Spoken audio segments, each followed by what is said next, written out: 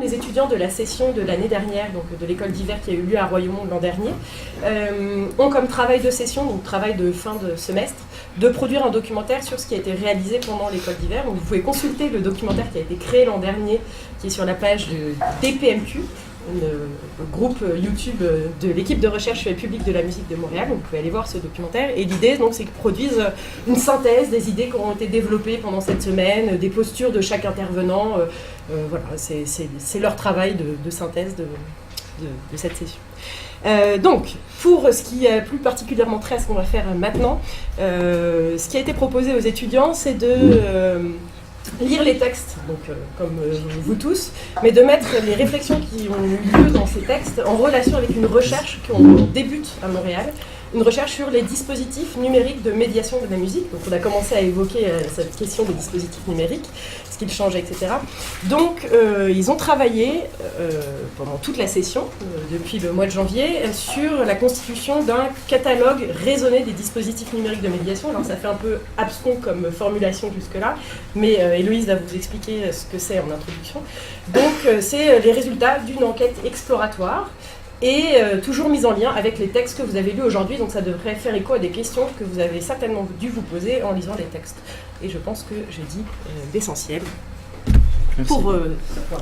Oui, juste dans le fond, vous rappeler qu'on va peut-être vous poser des questions parce qu'on essaie de rendre ça un peu interactif, mais si vous avez des questions, gardez-les pour la fin, on va pouvoir discuter ensemble de tout ça.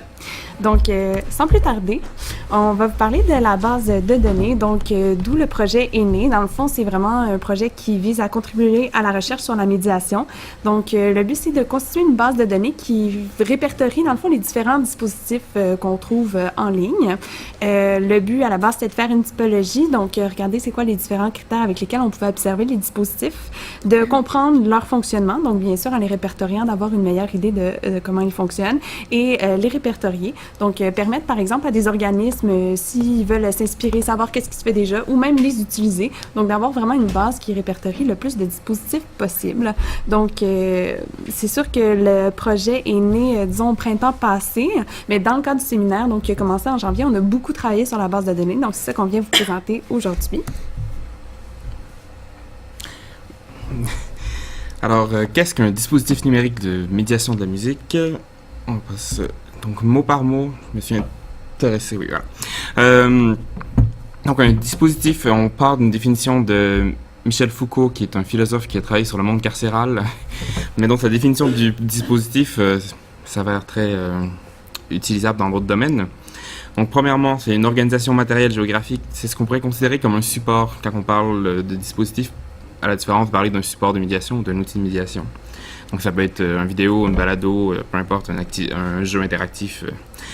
La deuxième partie, donc, une visée, une fin, un objectif, c'est ce qu'on pourrait considérer comme étant l'outil. Et aussi, chaque dispositif a une dimension normative pour les participants. Par exemple, un balado, on peut que l'écouter. On est contraint à écouter le balado. Et il y a aussi, donc, c'est relié aux limites de l'outil aussi. Voilà. La partie numérique, on a dû en fait choisir qu'est-ce qu'on allait mettre ou ne pas mettre dans notre répertoire raisonné. Donc, le premier cas, en fait, c'est tous des outils qu'on a trouvés sur des dispositifs qu'on a trouvés sur Internet. Par exemple, cas-là, c'est une page qui vient d'un dossier pédagogique de l'Opéra national du Rhin. En fait, c'est simplement un fichier PDF qui est mis à disposition de tous. Donc, c'est imprimable et on perd rien en l'imprimant. Donc, c'est pas vraiment numérique. Donc, c'est les dispositifs qu'on a mis de côté. Et à comparaison, vous les facettes de France Musique, qui, après, à première vue, pourrait être imprimable, mais avec tous les liens, il y a des entrevues, des vidéos et tout. Si on l'imprime, on perd énormément de contenu. Donc, c'est numérique. Puis la partie de la musique, en fait, on s'intéresse certes à la musique comme genre, comme les matériaux et tout, mais aussi à l'expérience musicale, autant en tant qu'auditeur qu'interprète, ou le contexte historique, socio-culturel. Donc, notre méthodologie, c'est sûr que vous peut-être vous demandez comment on a trouvé des dispositifs à la base dans nos premiers pas vers la recherche. On est allé avec les dispositifs qui étaient fournis par les organismes, donc sur leur site Internet. Et par la suite, on a vraiment étendu notre recherche. Donc, chacun, on avait un petit peu notre méthode. Pour ma part, j'ai continué à y aller plus pour les organismes. Si je pense à Chirine, elle tapait des mots dans Google qui pouvaient peut-être mener quelque part. Donc, on va parler un petit peu de la découvrabilité tantôt de ces outils-là. Mais dans le fond, c'est vraiment... on y est allé installer essai-erreur. Aussi, il y a tout le paramètre qui est l'induction. Donc, à la base, nous avions, en fait, Irina, elle avait créé un questionnaire qui nous permettait d'évaluer les premiers dispositifs. On en a sélectionné 20. On a testé le questionnaire. On est arrivé à une deuxième version. Donc, on changeait soit les choix de réponse, les questions en tant que telles. Même, il y en a qui se sont ajoutées, il y en a qui se sont enlevées. Ensuite, on l'a vraiment utilisé avec 100 dispositifs. On est arrivé avec une troisième version du questionnaire qui est encore une fois modifiée. Et là, en janvier, nous, on s'est questionné dans le cadre du séminaire sur ce questionnaire-là. On est arrivé avec une quatrième version. Donc, les résultats de la recherche que vous allez voir, c'est vraiment la quatrième version du questionnaire. Et dans le fond, dans le cadre du séminaire, on a étudié 56 outils, donc c'est ce qui compose le corpus qu'on vous présente présentement. Mais à la base, on en a quand même déjà une centaine en banque qu'il faut inclure dans ce questionnaire-là. C'est juste que c'est pas encore fait, c'est un travail qui est en cours. Et donc, le questionnaire, il y a 9 grandes catégories. Donc, la première catégorie, c'est le référencement. Donc, tout ce qui est titre, c'est qui le producteur de l'outil, c'est quoi le format, est-ce que c'est vidéo, est-ce que c'est audio seulement. Ensuite, la servition, ça, c'est le côté référencement. Donc, sous quels onglets il faut cliquer pour pouvoir accéder au dispositif. Le matériau musical, est-ce qu'on en parle? Donc, est-ce qu'on parle d'orchestration, de structure, de langage? On a différentes questions reliées à ça. Tout ce qui est extra-musical, donc est-ce qu'on parle de l'expérience musicale dans le dispositif? Est-ce que le dispositif parle d'éléments également socio-culturels, donc qui seraient externes au matériau musical? Et la sollicitation de l'usager, ça c'est une autre catégorie. Donc, est-ce que l'usager du dispositif il est sollicité de façon interactive? Est-ce que c'est passif? Même si c'est un mot qu'on n'aimera pas trop aujourd'hui.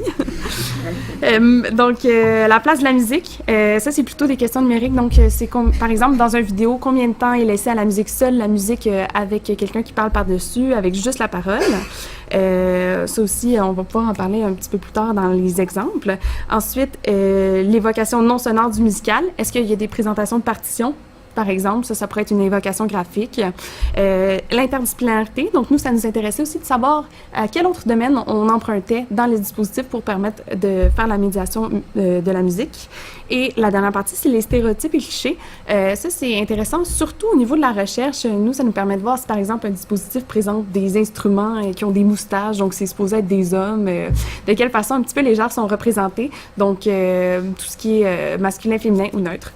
Ça, c'est la dernière partie. Et les types de questions sont soit ouvertes, mais courtes, donc il n'y a pas vraiment de paragraphe qu'on peut rentrer, c'est vraiment des questions courtes, par exemple, quel est le nom complet de l'organisme producteur. Des choix multiples, il y a des questions que c'est juste des numéros, donc on rentre un nombre de temps fixe. Il y a des questions oui-non, et on a essayé étant donné qu'il y a vraiment une grande variété de dispositifs, d'y aller avec les questions qui ne s'appliquaient pas. Par exemple, une vidéo, on ne peut pas dire le nombre de pages nécessairement, donc on a tout le temps notre « ne s'applique pas » là, qui permet de vraiment utiliser le formulaire au complet. Les bornes temporelles, donc comme je vous ai indiqué, ça a commencé au printemps, mais on a vraiment travaillé sur les données qu'on vous présente aujourd'hui à partir de janvier. Donc c'est vraiment un état ponctuel des lieux. Présentement, on explore un peu notre base de données, donc c'est pas des résultats finaux, mais je pense que ça vous donne une bonne idée de quel type de recherche on peut faire. Donc, et sinon, aussi important, les bornes linguistiques. Au début, on s'est vraiment concentré sur des dispositifs francophones. Par la suite, à partir de janvier, on a vraiment élargi. Donc, on est allé sélectionner des outils aussi anglophones. On prévoit aussi peut-être dans d'autres langues. Donc, peut-être ça va connoter un petit peu les dispositifs qu'on vous présentait aujourd'hui. Là, il y en a 60% qui sont en français. Donc, il y en a un petit peu plus en français qu'en anglais. C'est pas égal, mais ça témoigne au début, quand on avait commencé, on voulait juste en français. Donc, comme je vous dis, le corpus, c'est 56 dispositifs et ils sont super variés. Ça, c'est l'exemple du formulaire qu'on a à remplir. Donc, par exemple, qui est le producteur de cet outil? On coche la question et ensuite, on met le nom complet. Fait que ça vous donne c'est vraiment un Google Form qu'on remplit pour chaque dispositif. Donc aujourd'hui, on va vous parler du référencement, la découvrabilité, à qui s'adresse-t-on et comment, et la place de la musique dans les dispositifs numériques de médiation de la musique. Donc chacun, on va vous présenter un peu un exemple de comment travailler la base de données, qu'est-ce que ça nous donne comme indice sur les dispositifs. Donc en commençant avec le référencement, donc j'ai pris une citation qui provient du texte de Nicolas Auboin, Frédéric Letts et Olivier Lenné qu'on avait à lire pour aujourd'hui. Donc, en dépit de cette banalisation de la médiation, il importe de souligner, c'est un paradoxe, que la terminologie de médiateur ou de médiation est rarement utilisée, et même souvent volontairement évitée au profit d'expressions comme action culturelle, action pédagogique, relations publiques, action territoriale, animation scientifique, action musicale, etc. La médiation apparaît comme un mot valise renvoyant une grande hétérogénéité d'activités. Alors, je me suis intéressé à savoir sous quel onglet étaient référencés les divers outils. Donc, quand on arrive sur un site d'un organisme, par exemple, où doit-on cliquer pour arriver à un dispositif? Donc, bon, tu l'as mis un peu trop rapidement, mais c'est pas grave. Donc, je vais vous expliquer mon graphique. Donc, dans ce cas-ci, par exemple, un organisme de production musicale comme un orchestre, une maison d'opéra, un festival, peu importe, on peut voir que 5 des outils proviennent d'un onglet qui est relatif au format de l'outil, donc vidéo, balado, etc. Donc on peut cliquer sur vidéo pour arriver au dispositif numérique de cet organisme. C'est le nombre d'outils. C'est le nombre d'outils. Donc, sur 56. 56. Et le but, en fait, de montrer avec ce graphique-là, c'est l'éclatement des noms. Sur 56 outils, on a 22 référencements différents qu'on a retrouvés sur les différents sites. Donc, il y a une certaine prédominance, comme vous voyez peut-être, le rouge, qui est quand même un peu prédominant, c'est donc qui est relatif au format de l'outil. Par contre, ça dit quand même beaucoup de choses parce que sous vidéo, souvent les organismes mettent aussi ce qui est marketing, communication en plus des dispositifs. Donc tout est pêle-mêle à travers des dizaines de pages parfois sur un organisme. Donc essayez de voir, c'est difficile. Tu peux passer là. Excuse-moi. Oui. J'ai peut-être pas capté un truc, mais je comprends pas. Est relatif au format. Enfin, je comprends pas. C'est par exemple, si on est sur le site du Festival d'Aix-en-Provence, leurs dispositifs sont sous l'onglet vidéo. Donc on pèse sur vidéo pour aller voir des vidéos. Donc sur l'Opéra de Paris, il y a l'onglet balado. Donc il faut aller voir le format pour trouver le dispositif. Ah, c'est le. Ok, d'accord. Donc c'est le nom de l'onglet finalement. Tu dois prendre pour arriver au. Voilà. Ok, d'accord. Oui. Regardez, vous avez le titre en haut. C'est le premier onglet sur lequel il faut. Oui, bah. Donc bon, placé sous cette forme, on voit quand même qu'il y a seulement 2 qui sont assez prédominants. Donc le vert qui est relatif au format de l'outil, donc celui que j'ai dit, et le deuxième qui est disponible et consultable sur la page d'accès, c'est-à-dire qu'il ne provient pas, qui est un site web à part entière, donc qui est pas nécessairement facile à trouver. Donc Chirine va parler de la découvrabilité, c'est un peu un problème finalement, que pour le trouver il faut chercher par exemple sur Google et tout, et le référencement est un peu difficile. Donc pour vous montrer en fait vraiment la différence, je vais présenter 3 outils qui sont tous des synthèses d'opéra faits par des organismes producteurs sous forme animée. Donc le premier, on a un bal masqué qui est fait par l'Opéra de Paris, Pélias et Mélisande par le Festival d'Aix-en-Provence, puis The Story of Carmen qui est du Royal Opera House à Londres. Donc j'ai placé finalement donc, le premier, deuxième ou troisième onglet que tu peux... Voilà. Donc à l'Opéra de Paris, c'est sous magazine, donc Octave Magazine. Pour aller voir les vidéos, il faut aller sous magazine, puis par la suite sous vidéo pour trouver ce contenu-là. Pélias et Mélisande, c'est dans Galerie Média, dans lequel il y a vraiment une grande quantité de vidéos, et à travers ces vidéos, il y a ça. Et dans le cadre du Royal Opera House, il faut donc passer learning, donc apprentissage et tout, pour arriver à l'activité qui s'appelle Create and Think Carmen, dans lequel il y a le vidéo. Donc le même type d'outil présenté par le même type de producteurs, donc des maisons d'opéra ou un festival d'art lyrique, est référencé de 3 manières complètement différentes. Voilà. Donc ça emmène des grandes questions en fait, sur la découvrabilité de certains outils. Et je laisse la place à Chirine. Et donc moi c'est tout ce problème-là aujourd'hui que j'ai envie de soulever, et je vais commencer un petit peu par vous parler du texte donc de Vallon qui m'a donné justement l'idée de parler sur la découvrabilité. Et donc il dit lui que les inégalités de savoir et de maîtrise se reproduisent aussi rapidement devant les claviers d'aujourd'hui que sur les pupitres d'hier. Et c'est un peu la citation que je vais explorer, que je vais expliciter à travers certains exemples, dont notamment un schéma déjà pour un peu savoir c'est quoi les inégalités de savoir et de maîtrise en fait. Et donc on a les inégalités au milieu et autour toutes les bulles un petit peu rondes là, donc ce sont des notions de Bourdieu. Et chacune sont reliées à des critères encore plus spécifiques qui vont former ces facteurs d'inégalité-là, tels que la géographie, les carnets d'adresses, l'héritage, et aussi des facteurs générationnels. Et donc on va voir que pour tous ces facteurs-là, en fait, on va avoir une façon différente de nommer les publics. Quand ça va être plus un facteur qui va traiter du capital, par exemple économique, on va parler de public précaire. Quand ça va être du capital social un petit peu, ça va être le public en difficulté ou le public du champ social. Et bon, vous avez le reste. Le public jeune, qui est à la fois entre ceux qui n'ont pas de capital culturel, donc pas d'héritage, et qui sont un peu jeunes techniquement, donc dans le sens de l'âge. Donc c'est tous ces facteurs-là qu'il faut avoir en tête pour ce que je vais dire par la suite. Et en fait, dans ce modèle numérique, les facteurs d'inégalité restent les mêmes que dans la réalité, à l'exception de la distance, puisque sur Internet, la distance avec l'œuvre est annihilée. En fait, il n'y a aucune distance. Mais il y a bien un facteur d'inégalité qui est vraiment propre au numérique, et ça va être justement la découvrabilité. Et je vous propose une petite vidéo pour découvrir ce que c'est que la découvrabilité.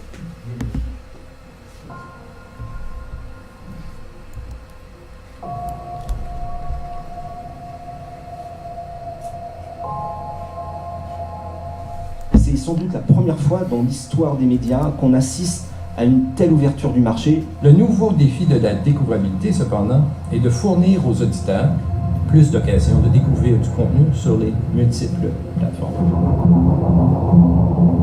Pour en revenir à ce que vous disiez, je ne pense pas que l'Internet soit plus rapide que la télé. Je pense que les utilisateurs sont plus rapides que la télé. C'est pas l'Internet, ce sont les utilisateurs. En cette ère numérique, nous sommes submergés de contenu sur diverses plateformes et nos histoires risquent de ne pas être toujours entendues.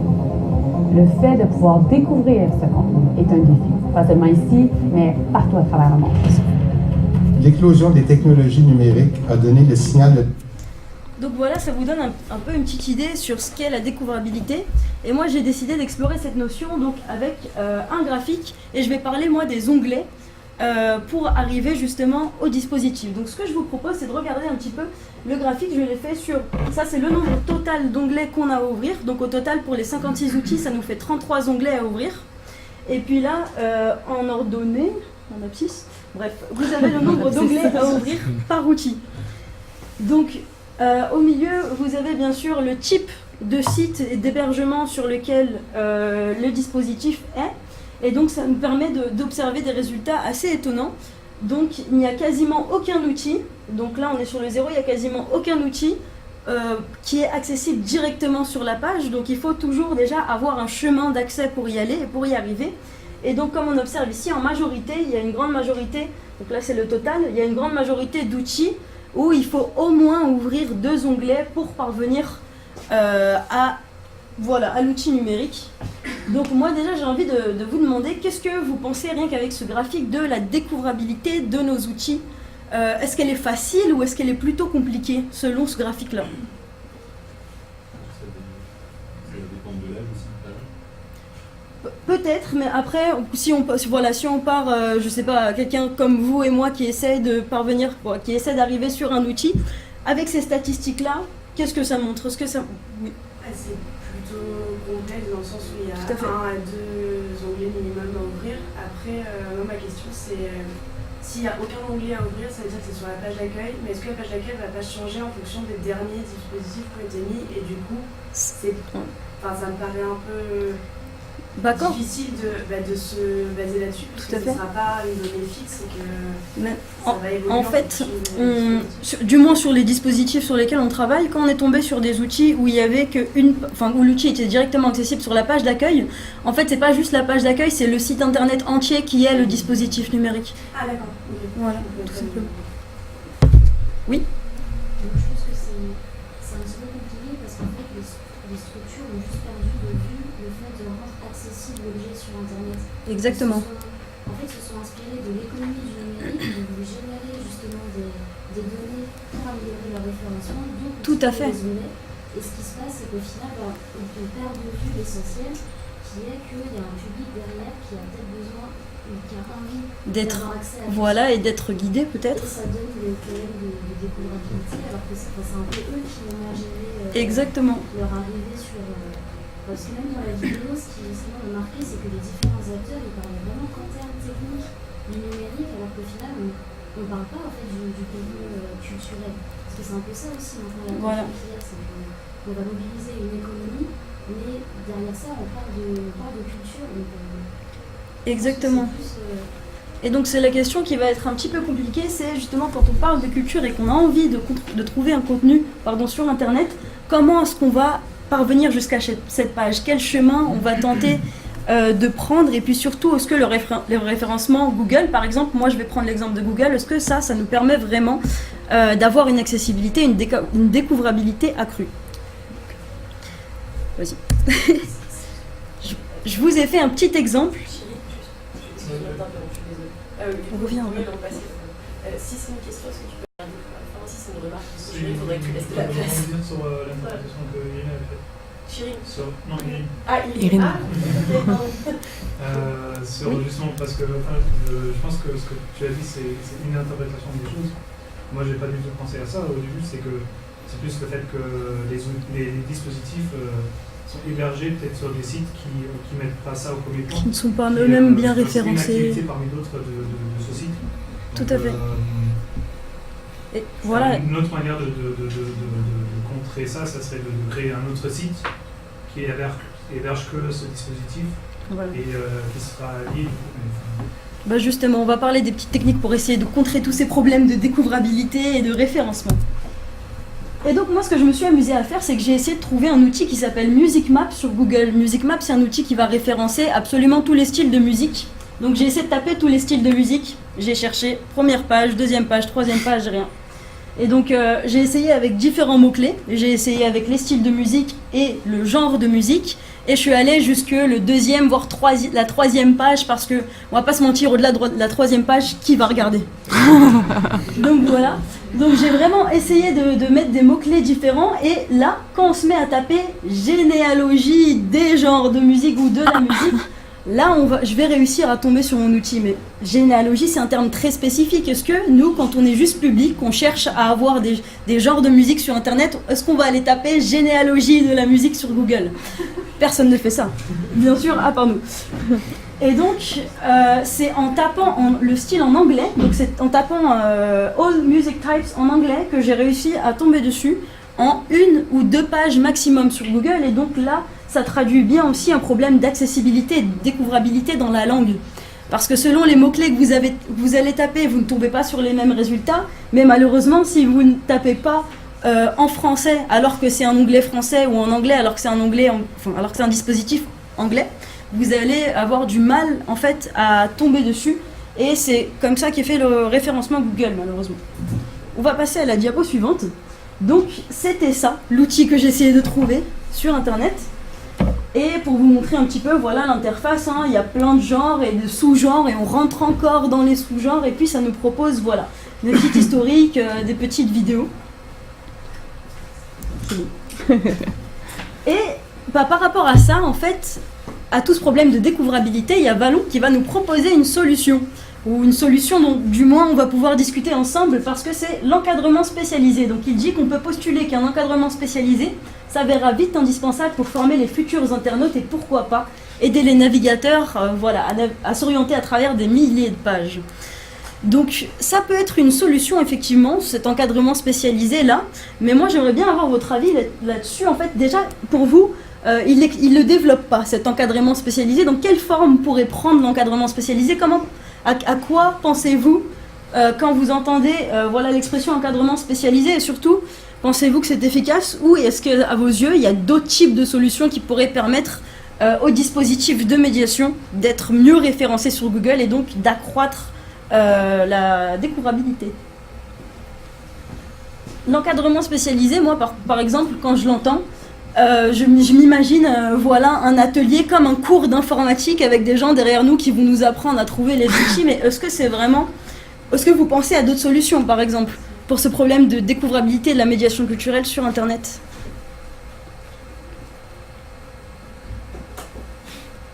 Vous n'êtes pas très créatif, mais moi non plus. J'ai vraiment réfléchi, et justement c'est un problème qui est assez récurrent au final. On pourrait proposer plusieurs solutions. Déjà des formations pour apprendre à utiliser Internet, pour apprendre à chercher des mots-clés, parce que ça c'est important. Nous, en tant qu'étudiants, on nous apprend à chercher dans une bibliothèque avec des références, avec des ordres dans lesquels on va rentrer des mots-clés, avec des mots-clés spécifiques. Et peut-être qu'une formation pour les utilisateurs d'Internet s'avérait aussi utile.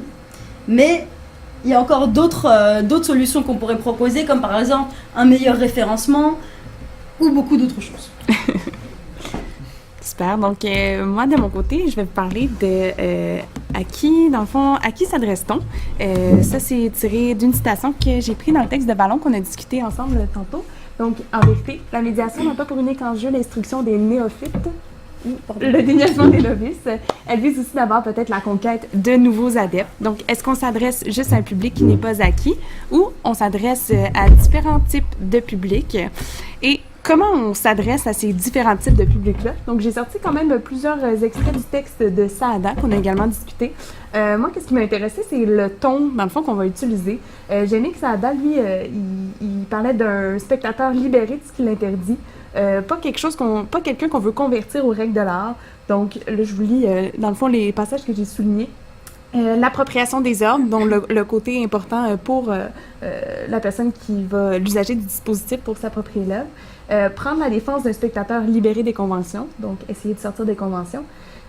Cette minimisation du plaisir, rejet du divertissement au profit d'une vision sérieuse. Donc, est-ce qu'on peut sortir du sérieux pour aller permettre aux gens de s'approprier cette culture-là qu'on tente de faire une médiation donc, avec eux? À ce moment-là, donc, une des questions, c'est les formes narratives générales des dispositifs. Donc, chaque dispositif, on les a référencés, on a répertorié quelle était la forme principale de celui-ci. Je ne sais pas, est-ce qu'il y en a qui sont surpris par ces données-là? Dans le fond, on voit que la principale, c'est la conférence. À ce moment-là, certains outils avaient plusieurs formes narratives. Donc, il y en a qui c'était conférence et entrevue. C'est pour ça que les pourcentages, ça ne s'additionne pas pour donner 100. Mais certains étaient un reportage, mais qui avait aussi une partie synopsis. Donc, synopsis, c'est par exemple un dispositif qui est directement en lien avec le synopsis d'une œuvre musicale, par exemple. Donc, il y a une conférence qui est plutôt élevée. Vous avez remarqué peut-être le laisser pour compte, art et essai. Quand on pensait à cette catégorie-là, on pensait à un dispositif en particulier qui est fait par Insula Orchestra, qui était comme une œuvre d'art qui avait été créée pour un concert, qui avait été filmée, donc une vidéo qui montrait l'œuvre d'art qui s'illuminait avec la musique qui joue en arrière. On considérait ça comme une certaine forme de médiation, mais malheureusement, on n'en a pas vraiment répertorié d'autres parmi nos 56 outils. Donc, c'est un petit peu le laisser pour compte. Donc, parmi ces formes narratives-là, est-ce qu'on parle du matériau musical? Et là, vous serez surpris d'apprendre que 37% des outils qu'on a répertoriés ne parlaient pas du matériau musical en tant que tel. Donc, on parle des dispositifs de médiation de la musique, mais des fois, ils vont s'attarder aux éléments socioculturels et pas, par exemple, aux questions de langage, de structure et tout ça. Par contre, parmi ceux qui parlent du matériau musical, on voit ici la même chose. Il y en a qui parlent de plusieurs. C'est pour ça que les pourcentages ne s'additionnent pas. Il y en a qui parlaient de son et d'orchestration, de structure, de langage musical. Mais on voit quand même que parmi ceux qui en parlent, c'est tout, bon, disons à plus ou moins 10%, là, environ 50% qui parlent de ces éléments-là. Donc, c'est quand même intéressant. Les notions qu'on a répertoriées qui venaient souvent, il y avait celle qui revenait le plus souvent à égalité, ce qui est quand même intéressant, le style d'un compositeur. Et l'autre notion du matériau musical, c'était l'équilibre musical. Donc, parmi nos 56 outils, il y en avait beaucoup qui parlaient d'équilibre musical, alors que c'est peut-être pas une notion qui apparaît d'emblée comme quelque chose qu'on doit poser en premier lieu dans la médiation musicale, mais c'est intéressant de savoir ça. Les deuxièmes choses dont on parlait le plus, c'était l'orchestration, la mélodie, le tempo, le rythme, et ensuite l'intensité et les nuances. Donc ensuite, outre la musique, comment on évoque le matériau musical graphiquement. Donc, que je donnais l'exemple en introduction de la partition, mais on avait aussi d'autres catégories. Donc, la graphique traditionnelle, ça, ce serait la partition avec les notes, donc selon les conventions. Sinon, il y a traditionnel augmenté, qui serait des notes, par exemple, qui s'éclairent. On va avoir un exemple de ça tantôt. Et également, la représentation graphique illustrée. Donc, ça serait, par exemple, des papillons sur une partition au lieu des notes. Donc, on garde l'idée de hauteur et de longueur. Sinon, la schématisée, la représentation graphique schématisée, ça serait une ligne, par exemple, qui suivrait, encore une fois, la notion de longueur. Et symbolisée, ça, c'était une représentation graphique que nous, on référençait entre nous. Je ne sais pas si vous avez vu le film Ratatouille. Quand ils mangent, à ce moment-là, il y a des feux d'artifice. Donc ça c'était l'exemple qu'on se donnait. Donc, par rapport à ceux qui l'évoquaient graphiquement, on voit vraiment que c'est celle traditionnelle qui était le plus. utilisé par les dispositifs, mais il y avait également schématisé et symbolisé. Donc, on voit une réelle volonté de ne pas juste s'inscrire dans les conventions. Et littéraire, encore une fois, 36% des outils faisaient une évocation littéraire. Là, donc, on veut dire que sous forme écrite ou sous forme orale, donc selon ces proportions-là, il y avait vraiment une description du matériau musical. Et donc, quand même, c'est intéressant de voir que la représentation, outre que la musique, est vraiment juste à 30%. Donc, c'est rare les outils qui vont aller chercher une autre façon de représenter la musique ou d'en parler. Donc, rare. Sur nos 56, disons, la proportion est plutôt mince. Et voilà. L'autre chose intéressante que je voulais vous montrer, c'est par exemple, est-ce qu'il y a des outils qui font les deux, donc qui évoquent graphiquement et de façon littéraire? La plupart ne le font pas, aucun des deux. Il y en a seulement 12 qui font les deux, sur 56. Donc, encore là, c'est des proportions plutôt minces. Et là, on va regarder ensemble deux outils qu'on va pouvoir comparer pour évaluer le ton qui est utilisé dans ces outils-là. Donc, soyez alerte. Je vous présente deux dispositifs. Donc, les deux sont vidéo, pardon. Ils sont de courte durée, sont de forme narrative générale conférence. Donc, les deux vont chercher cette forme-là pour faire la médiation de la musique. Et les deux tentent, à leur manière, de jouer avec les conventions. Je vais vous laisser juger, on va pouvoir en discuter là, de quelle façon peut-être c'est plutôt réussi, c'est plutôt moins réussi. Je vais tout de suite enchaîner avec la présentation du premier vidéo. Donc, c'est une présentation de la flûte enchantée en 5 minutes. Ça a été créé par le Festival d'Aix-en-Provence. Je peux quand même vous dire quelques données. L'outil date de juin 2014. Il dure 5 minutes. Moi, je vous présente 1 minute parce que c'est là qu'il parle du matériau musical. Donc, on va pouvoir évaluer là, les changements de ton, porter attention au champ lexical, par exemple, ou des données comme ça, et au jeu des conventions. Mais enfin, si la flûte enchantée a connu un succès qui n'a jamais faibli depuis sa création le 30 septembre 1791, soit quelques mois à peine avant la mort prématurée de Mozart à l'âge de 35 ans, c'est bien parce qu'elle ne se limite pas à être un ouvrage à clé. Non, la flûte enchantée parle un langage universelle. La musique de Mozart y est pour beaucoup. Elle est bariolée de tons variés. Cela va des chansons populaires de Papageno aux airs virtuoses de la Reine de la Nuit, en passant par la sensibilité pré-romantique des airs de Tamino et Pamina. Et puis, la magie de Mozart, c'est de susciter une émotion immense, avec une musique qui a toute l'apparence de la simplicité. Voilà pourquoi Die Zauberflöte continue de parler au public le plus vaste. Ces nombreux tons et registres peuvent émouvoir tous les spectateurs de 7 à 77 ans. Parfait. Et ensuite, le second vidéo, c'est aussi un extrait. Donc, cette vidéo-là dure 5 minutes aussi à peu près. C'est une vidéo qui a été coproduite par France Musique, RTS Culture, Musique 3 et aussi Ici Musique, qui est dans le fond la radio nationale au Canada. Et lui, il date de janvier 2018.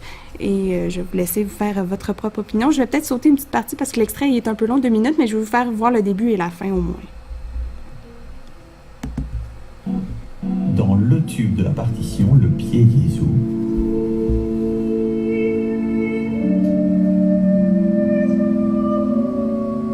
Un motif de 5 notes réapparaît encore et encore dans la mélodie ou à l'orchestre.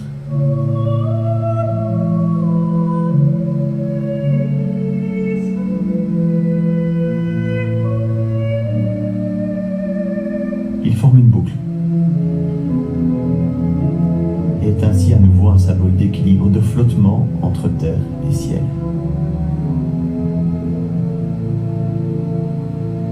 Le libéramé est un des...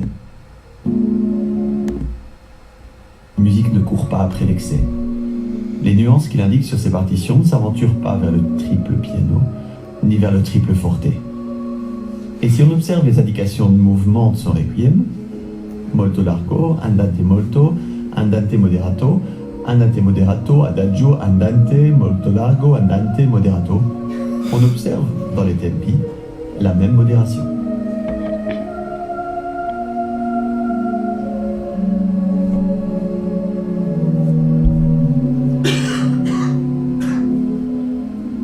À la fin de l'enterrement, où Fauré a testé pour la première fois quelques numéros de sa nouvelle partition, le curé lui demande: « Dis donc, c'était quoi cette messe des morts que vous avez jouée tout à l'heure ?»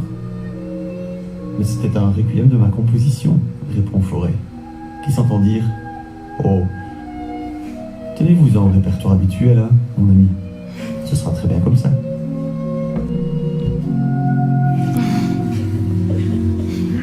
Donc voilà, je vous ai montré ces 2 extraits-là. J'aimerais vous entendre. J'ai mis quelques pistes de discussion. Qu'est-ce que vous avez pensé de ces 2 tentatives de peut-être briser les conventions, des champs lexicaux, du ton utilisé? J'ai une question justement. Oui. Est-ce que la première vidéo, c'était plutôt la fin de la vidéo? C'était... oui, tout à fait. C'était les 2 dernières minutes. Parce que ce qui était dit, la manière de faire, la marionnette, etc., c'était assez sympa, c'est didactique. Après, je me suis demandé justement si c'était la fin ou pas, parce qu'il a enchaîné des noms, des mots, et tous les airs et tous les personnages, et je me suis demandé justement si avant ça avait été... Tout à fait. Les 2, donc pour répondre à ta question, les 2, c'est la fin, les dernières minutes des vidéos, en fait. Ouais. Okay. Mais après, je préférais la deuxième, parce que c'était beaucoup plus humoristique et plus vivant aussi avec le dessin, etc. Donc là, on revient sur la représentation graphique augmentée. Donc, on garde l'idée d'une partition, mais pour permettre à comprendre à l'usager du dispositif, on lui élimine les notes, on lui signifie la partie importante. Puis il y a la question de l'humour aussi qui est super, que tu as bien relevé dans le fond, qui permet... est-ce que l'humour, c'est pas une façon pour l'usager de s'approprier l'œuvre puis de briser là, cette convention-là? Ouais. Oui, justement, ce côté humour, même dans la première vidéo, que je trouve vraiment drôle avec cette espèce de salon fou. Ah ouais. Moi, je trouve ça vraiment très drôle. Et je pense que c'est une bonne façon de réussir à transmettre quelque chose à un public pas forcément initié et qui, du coup, rend la chose beaucoup moins effrayante. Ouais, ben c'est drôle que tu dis ça parce que ma perception, mais c'est très personnel, c'est subjectif. Au contraire, moi, je trouvais qu'il y avait une volonté de briser cette espèce de convention-là du sérieux. Mais notre marionnette, dans le fond, c'est un professeur, il est moustachu. Là, vous avez pas vu le vidéo complet, c'est sûr, mais tout le long, il est dans un bureau. Puis qu'est-ce qu'il fait, c'est qu'il monte des documents dans son bureau. Donc, au niveau sortir des conventions, ben oui, il est vert, mais... en tout cas, ben, c'est intéressant que toi, ça t'a allumé, tu sais, t'as trouvé ça drôle, puis c'est venu te toucher, donc... Il n'y a pas de bonne réponse non plus, tu sais. Ouais. C'est vrai. Oui, il y avait une autre... Je suis d'accord avec toi, c'est même la manière dont il parle, le vocabulaire et la façon de... Moi, j'ai relevé, il parle... Oui, il parle de sensibilité pré-romantique. Ouais. Quand l'apparence vieille, ça renforce un peu le truc, c'est la musique pour les... Exact. C'est ça, donc là, on parle, par exemple, dans le premier, il utilise le mot sensibilité pré-romantique, tandis que dans le deuxième, il dit « Ah, le tube de la partition, le pied Jésus », donc c'est ça. Puis, vite, dans le fond, les commentaires Facebook que j'ai relevés sur le deuxième outil, donc... il y avait aussi intéressant et instructif, donc on voit que c'est venu chercher des gens. Par contre, ici, si on voit, il y a certains utilisateurs comme analyse simple et accessible, rigoureuse, ça me donne des clés pour mieux écouter ou chanter.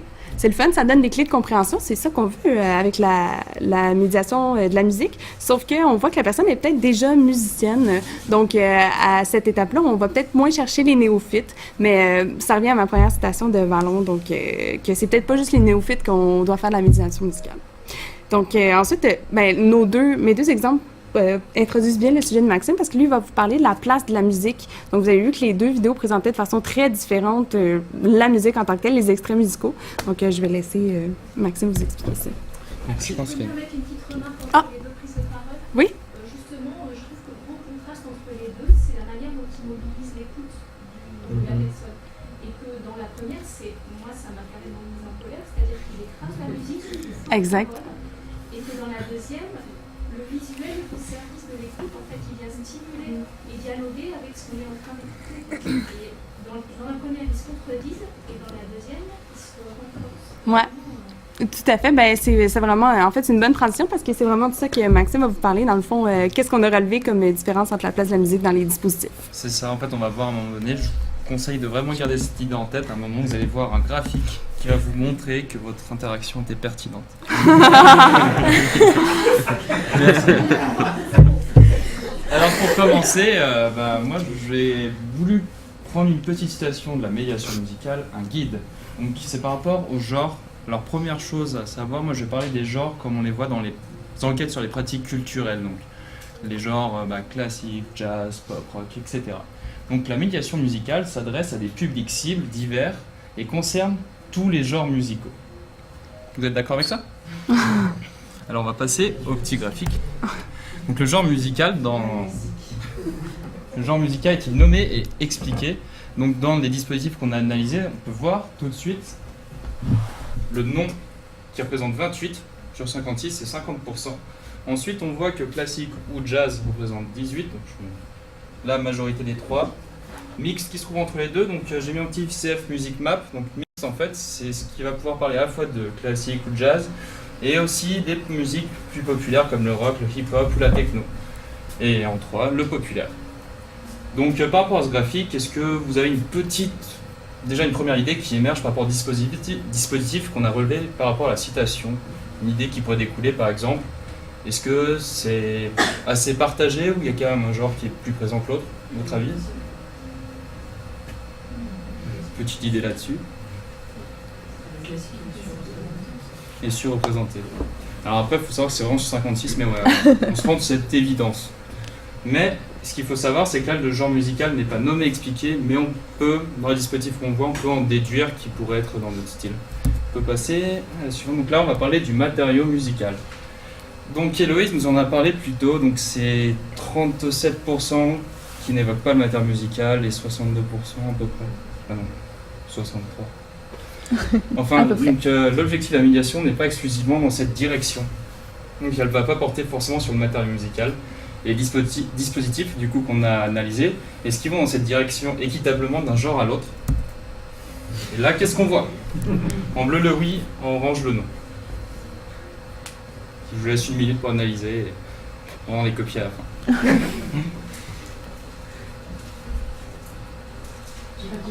Il faudra peut-être que tu l'expliques. D'accord, alors je vous l'explique vite fait. Donc là, j'ai gardé la classification des genres, donc classique et jazz, mixte, populaire, et le nom.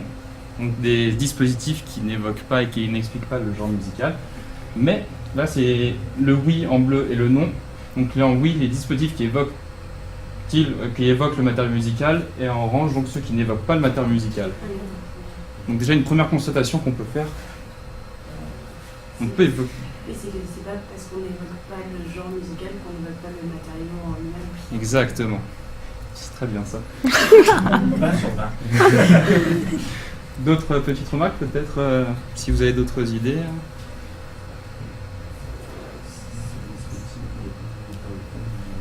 Le classique, on évoque. Ça doit peut-être laisser un petit peu plus de place à la musique populaire parce que là, pour le coup, c'est. Je suis pas plus super de mon maître, mais j'ai l'impression que c'est quand même. C'est un cinquième. Où il y a plus d'évocation du matériau musical que dans les autres. Bon, en fait, ouais, c'est un cinquième. Là, en mix, c'est un tiers. Mais encore une fois, comme on est sur 56 outils, c'est très approximatif comme approche, mais c'est juste. C'est là qu'on voit que déjà, dans tous les cas, on va parler du matériau musical, peu importe le genre.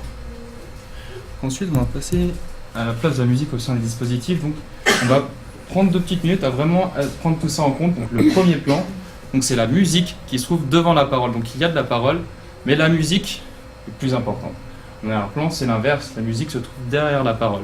Je ne sais pas si vous vous souvenez de votre analyse de tout à l'heure, de votre intervention, on va en venir. Et l'alternance, c'est la musique, les paroles en alternance. Même graphique.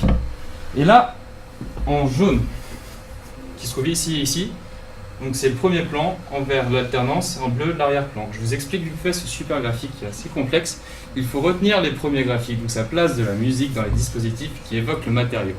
C'est toujours par genre, et cette fois-ci c'est seulement ceux qui évoquaient le matériau musical. Donc déjà il n'y aura pas un total de 56. Première remarque qu'on pourrait avoir si vous avez compris le graphique, c'est bon, vous avez compris? Oui. Parfait. Première remarque qu'on pourrait déduire un peu. Ouais, l'alternance majoritaire.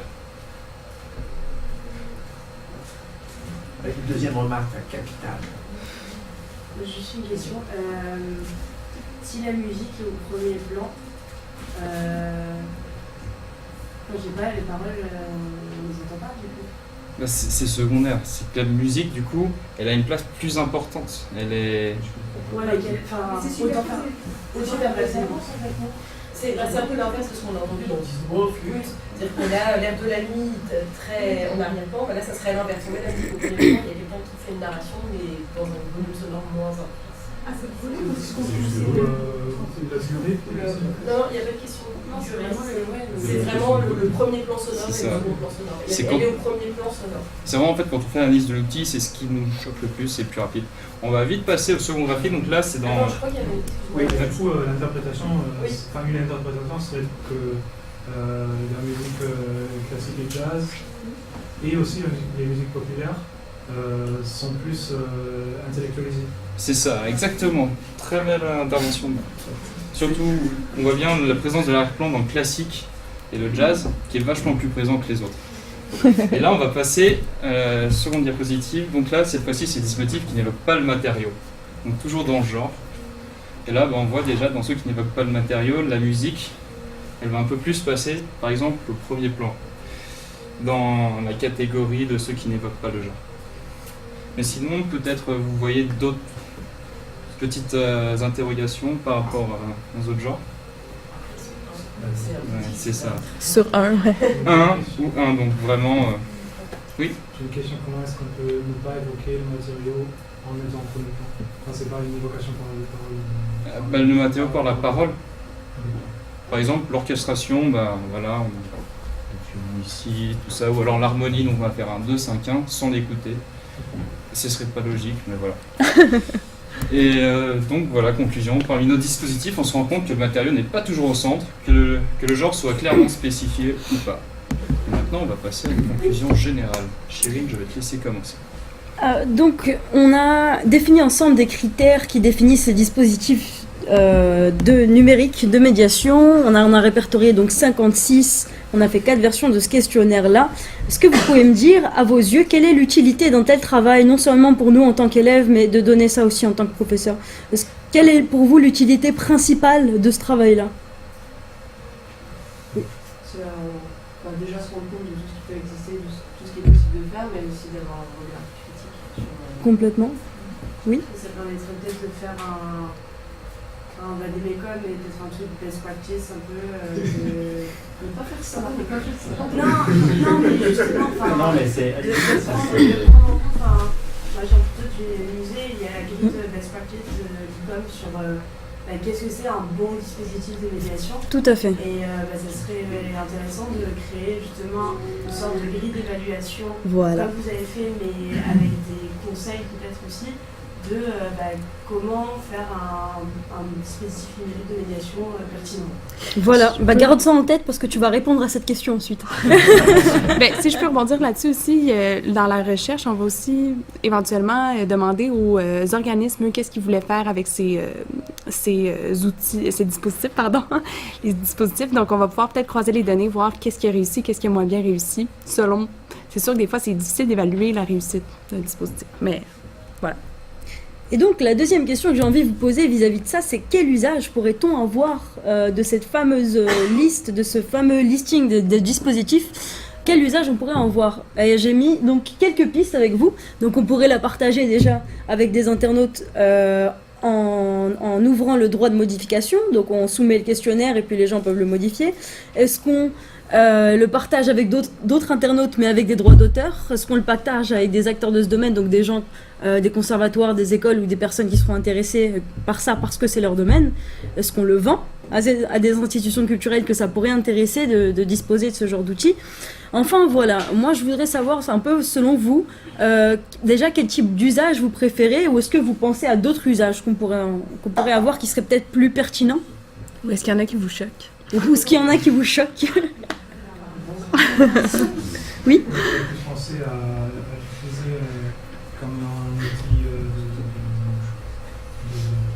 pédagogie de la médiation, de former des gens à la médiation en montrant intéressant. Ce qu'on peut faire ou pas avec dans le cadre d'une médiation numérique. Tout à fait. Montrer les bons exemples et les mauvais exemples, pas forcément les lister comme ça, mais... Oui, c'est vrai. C'est vrai. Moi, je pense que c'est quelque chose qui se doit d'être évolutif. Du coup, je pense que le fait qu'il y ait des droits d'auteur dessus, ça peut ça peut être un blocage. Exactement. Sauf si c'est la même équipe qui repart dessus à chaque fois. Mais c'est pour ça justement que j'avais mis la deuxième option avec le droit de modification. Ça veut dire que des gens peuvent continuer votre travail et puis faire une liste presque exhaustive en fait. Finalement, les gens avec qui le partager et qui peuvent contribuer aussi, c'est les développeurs numériques. Enfin, parce que chaque médiateur en fait conçoit son projet et fait appel à un prestataire extérieur généralement pour réaliser tout le codage et toute l'application, la vidéo, etc. Exact. Et peut-être sensibiliser en fait les développeurs et les créateurs plus. Enfin, oui, mais le questionnaire, en fait, s'ils l'ont aussi et qu'ils l'ont en tête, les créateurs peuvent le penser et peut-être aller aussi faire une discussion avec les médiateurs concepteurs du projet. Mais je pense que ça revient à l'organisation du travail qu'on parlait tantôt, hyper spécialisation, mais travail. On a une question. Oui, Irina. C'est une remarque, l'idée absolument. Si on arrive au bout du projet, l'idée c'est de créer une interface de recommandation intelligente, c'est-à-dire créer une façon d'interroger ce répertoire en rentrant des critères qui peuvent être intéressants. Par exemple, je veux parler du matériau musical dans le rap, l'apparition du triolet dans le rap. Je veux que ce soit une plateforme interactive, je veux que ça s'adresse à des personnes qui ont entre tel et tel âge, et hop, ça ferait sortir automatiquement ce qui est déjà existant. Parce que ce qu'on remarque dans notre enquête, c'est que les organismes reproduisent parfois des choses qui existaient déjà. On a un exemple magnifique au Québec, c'est l'Orchestre Symphonique de Québec qui a investi des milliers dans la création d'une plateforme qui s'appelle la Galerie Symphonique. C'est un orchestre qui se déploie devant nous. On peut écouter par exemple l'Arlésienne de Bizet, puis cliquer sur les instruments et on entend les instrumentistes d'un orchestre qui ont été enregistrés. On peut extraire chaque voix de l'orchestre. Ils ont engagé un argent fou là-dedans. Il y a d'autres onglets dans cette dispositif. Et puis quand on a fait la présentation au mois de novembre, là, il y avait une personne dans la salle qui travaillait à l'université McGill, qui travaille sur le timbre et qui avait créé exactement la même chose, mais pour faire de la recherche sur le timbre. Donc 2 outils qui visent exactement la même chose, mais personne ne le savait. On a dépensé 2 fois l'argent pour faire des choses. Alors que si on avait travaillé en commun, on aurait peut-être pu faire une plateforme plus efficace. Donc pour la formation, ça peut être ça aussi, pour aider les gens à produire des choses nouvelles plutôt que de retrouver toujours dans les mêmes ordinaires. Donc voilà, maintenant on va continuer sur une autre piste, c'est comment juger de l'efficacité d'un dispositif de médiation. Car l'intérêt de cette base de données, c'est aussi de mettre en avant les qualités d'un dispositif. Donc on a quelques pistes qu'on peut suivre. Donc par exemple, chose très importante, suivre l'appropriation du dispositif par les internautes en élaborant un questionnaire de satisfaction et d'utilisation du dispositif. Donc ça rejoint aussi l'idée de mettre des commentaires, d'inclure la possibilité de mettre des commentaires. Donc ce serait un peu du rôle des créateurs du dispositif de donner l'accès aux gens de laisser des commentaires et surtout d'avoir un retour. Est-ce que vous pensez que c'est pertinent comme approche? Ça pourrait permettre d'évoluer, ouais? Parfait. Et il y a aussi... Je pense qu'il y a une question en arrière. Ah, une question, je l'ai pas vue. Juste quelqu'un qui lit les commentaires. C'est ça. C'est vrai. Si on pouvait dans les sites d'infos et tout comme ça, il y a plein de commentaires. Ben, déjà, on a une question sur le nombre de commentaires, puis il y en a plein qui en ont 0. Fait que déjà, ça peut faire un tri sur les différents qui en ont. Ben là, c'est intéressant d'aller voir pour une analyse plus qualitative. Et puis justement, dans cette idée d'analyse, on va continuer justement avec l'outil Google Analytics. Donc en gros, c'est pour tracer l'activité des internautes sur la page où l'outil est présent. Donc ça permet vraiment de voir le nombre de vues, la durée du temps passé sur la page. Encore une fois, il faudrait quelqu'un qui analyse ces données. Mais Dieu merci, l'intelligence artificielle nous aide à synthétiser tout ça et à vraiment avoir des chiffres concrets directement pour avoir des pourcentages. Donc ça permet vraiment de voir si un dispositif utilise Google Analytics, il peut avoir en temps réel vraiment sa portée, si ce qu'il fait c'est cohérent et surtout il peut avoir un retour pour s'améliorer. Donc ça fait partie des pistes qui nous permettent de juger l'efficacité, mais est-ce que vous par hasard vous auriez d'autres idées? Mais je pense que c'est dans les deux sens aussi. Concevoir l'outil, ça demande des expertises. Donc moi, quand je regarde ça, j'ai dit les expertises pédagogiques, je vois des choses tout de suite sur la lecture des notes, par exemple, sur un portée on pourrait faire d'autres choses qui rendent ça beaucoup plus accessible. Donc la pédagogie, par exemple, quelqu'un qui connaît la notation inventée, par exemple, et comment on montre ça pour que c'est efficace pour les enfants, qu'ils puissent l'avoir tout de suite. La communication, l'interactivité, je pense que l'efficacité aussi, ça prend ces gens-là pour dire efficace ou non, quand tu réagis, mais est-ce que c'est vraiment efficace quand on sait que quelqu'un est capable de l'avoir rapidement? Ça me parle les deux sens, je pense que... Au sens où le tester, là, tout simplement. Mais ça demande beaucoup d'expertise pour créer ça d'outil pour que ça soit vraiment efficace auprès de plusieurs utilisateurs. disons qu'il ne faut pas se lancer directement dans créer un outil puis le mettre tout de suite accessible et ça passe à la casse. Est-ce qu'il y avait une remarque? Oui, et puis par ailleurs, l'évaluation quantitative au nombre de vues, de clics, on sait bien que ça s'achète, c'est-à-dire que Tout à fait. pour faire remonter les sites, donc faut être, voilà, juste être critique sur qu'est-ce que ça veut dire. On avait un exemple ce matin dans les 2 vidéos. Il y en avait un qui était sur YouTube, donc il y avait un certain nombre de vues, puis l'autre sur Facebook. Puis l'algorithme de Facebook calcule le nombre de vues, même si tu cliques pas sur la vidéo, mais tu sais, des fois, Facebook joue la vidéo seule. Ça compte comme une vue. Alors, est-ce que c'est les vraiment? Est-ce qu'on peut calculer l'efficacité avec ça? Je ne pense pas. Vraiment, pour faire référencer des Ouais, exact. Tu sais, il y avait 20 000 vues, mais est-ce qu'il y a vraiment 20 000 vues? Mystère.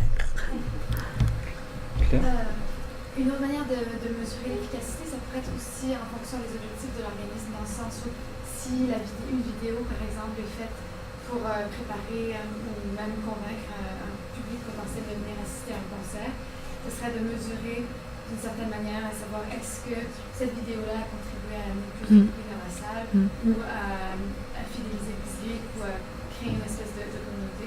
Alors ça pourrait être mesuré par des questionnaires sur place auprès du public dans la salle. Si on regardait le nombre de tickets achetés par rapport au dernier événement, oui, par exemple. Ouais, tout à fait. Non, ça tombe peut-être un peu plus dans la publicité, mais ça peut être intéressant. Parfois, c'est un objectif de c'est ça, c'est ça. Irina, je crois qu'il y avait une remarque. Ah oui, si, sur cette idée des multiples compétences qu'il faut avoir pour créer ces outils-là, notre idée dans la recherche, un des volets, une des dernières demandes de subvention qu'on a posées, c'est de créer un comité d'experts, finalement des gens justement comme l'Orchestre symphonique de Québec qui se sont attelés à la création d'outils numériques, de nous mettre en commun et de faire un fameux procédurier, c'est-à-dire quelles sont les différentes étapes auxquelles il faut penser et justement ces développeurs informatiques, comment on les mobilise, quelles peuvent être les difficultés à travailler quand on n'est pas justement le développeur n'est pas médiateur non plus, une répartition des rôles, comprendre la répartition des rôles, le calendrier, etc. C'est un des objectifs. D'accord, et ben. Merci à tous pour votre attention. Pour votre temps.